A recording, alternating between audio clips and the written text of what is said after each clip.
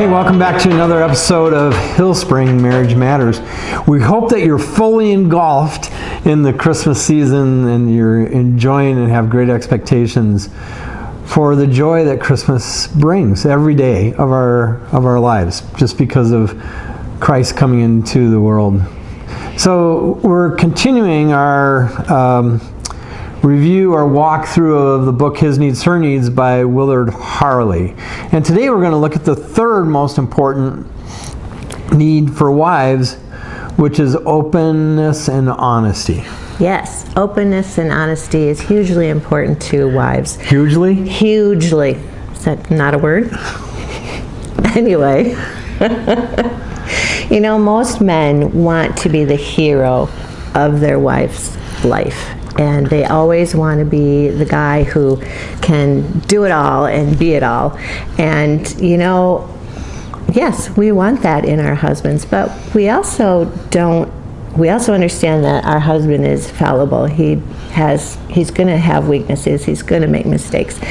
And what we're looking for is our husbands to be willing to be honest with us and open about their humanness, because it's really, really important to us. Yeah, and so guys, husbands, we want to be the knight in shining armor. Yes. And because of that, we really don't want our wives to see any kind of chinks in our armor. And so what we end up doing, and what our kind of natural tendency is to maybe withhold information. Maybe we aren't quite as honest all the time, and not necessarily in a malicious way, but we're not as open. We withhold information. Maybe we're not as honest as we should be or could be, and because of that, it really can cause some issues in marriage.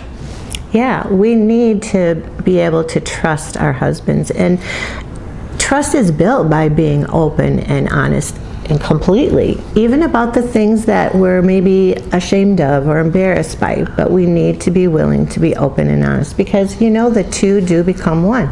So anything that is what you might perceive as negative about you, that's part of me too. So let's talk about it. Let's have the conversation.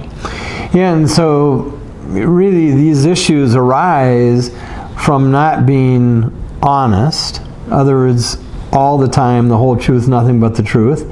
And the second, not being open, which is withholding information. And so according to Harley, who wrote the book, His Needs, Her Needs, this is really all around this concept of transparency. And transparency becomes one of the most important qualities in a successful marriage. And so, you know, the whole truth, nothing but the truth, and all of the truth, being open and honest. And really there's very few exceptions to this. Well, with the exception of one. Only one exception, and this is the only exception. If you're having a surprise party for your wife, or you're giving her a surprise, then it's okay to withhold information. This past weekend we had a Christmas party, and we have some dear friends that live in South Carolina, and I surprised Laurie by flying them up here for the party. And so in that case, and that's the only exception, if you're having a surprise party, you're giving her a surprise, you can withhold information, and we give you license to lie. But only. Only in such cases. Only in such cases. So you may, as a husband, have a question that goes something like this, but what about my privacy? Don't I have any privacy?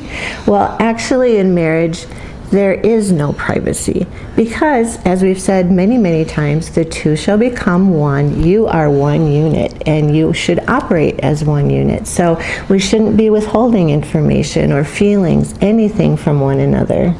Yeah, and so does that mean you get to see my email? Yes. Does that mean you get to see my texts? Yes. Yeah, and so that's okay, right? You know, Laurie said before, two shall become one. She has a right to see those emails. And by the way, I have nothing to hide. And I have nothing to hide in my texts. And so why would I be concerned if Laurie wants to see those? And it's not an issue of her checking up on me or anything like that. It really has to go to the root of what openness looks like. And so you may say, well, that's my email. Well, good for you. But the reality is you should have that level of openness. Now, I'm not suggesting you walk around going, here, you want to see my email?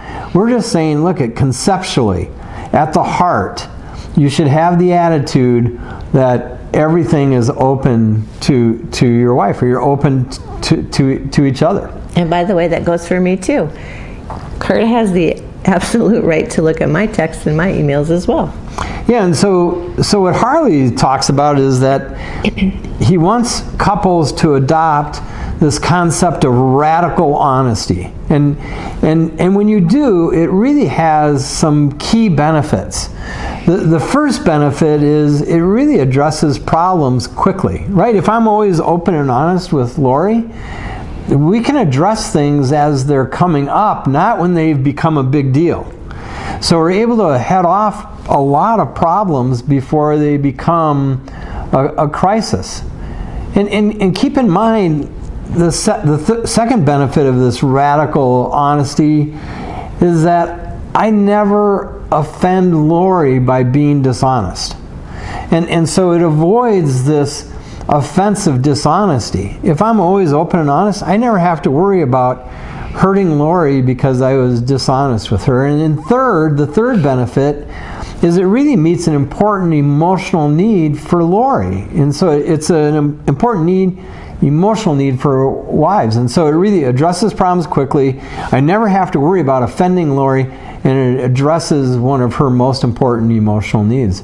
And so according to Harley, who wrote the book, he outlines what this radical honesty looks like, and there's 4 parts to it. So there's 4 parts, so pay attention. So the first part of radical honesty is this, that you're emotionally honest. That you reveal your thoughts, your feelings, your dislikes, you reveal your emotions, both positive and negative, to your wife. This idea of, oh, he's the strong, silent type, that's just baloney, right? Because no wife wants that. Because that says he is not only withholding information, but potentially only doling out information in small bits and pieces to his wife. So first one is emotional honesty. Then we have historical honesty. We want to be able to be completely honest about our past weaknesses, our past failures. It's all important that it be laid out on the table and be shared with each other. It's really interesting how the need for conversation, the need for openness and honesty, and an upcoming one is a need for security. All these things are interwoven, and so we need to be able to be open and honest and build that trust foundation with each other. Yeah, and the third part of radical honesty is current honesty, and that's really revealing to your wife about your day. What's your schedule look like? What activities are you involved in? When might you be home from work? If you're going to be delayed, are you letting her know about that? Are you letting her know, where you are? And again, it's not an issue of trust. Let me really make sure we're clear on this. Laurie trusts me emphatically, right? And the reason she trusts me emphatically is because I let her into my day. I let her know what I'm up to. I let her know where I'm going. I let her know what time I'll be home. If I'm going to be late, I call her. Not because she doesn't trust me. It's because I respect her need for openness and honesty. And the last one is future honesty. We are building a future together based on the foundation of trust that we've built because of openness and honesty. And we have a future plans, future ideas. Those things need to be shared with each other. So you might have ideas about our future that you are thinking about and planning for, but you'll share them with me because we're partners in this. Right. We're a team together. Yeah, and so wives, if you want that openness and honesty from your husbands, then you have to encourage it. And so here, wives, rate yourself in these areas. Do you make disrespectful judgments when your husband is open with you? And keep in mind, after sexual satisfaction, the second most important need for the husband is admiration.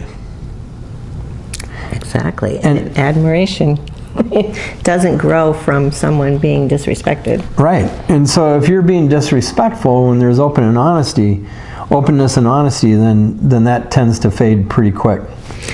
And wives, do you have an angry outburst when your husband is open and honest with you? Because that is also another thing that is going to snuff out that willingness to be open and honest.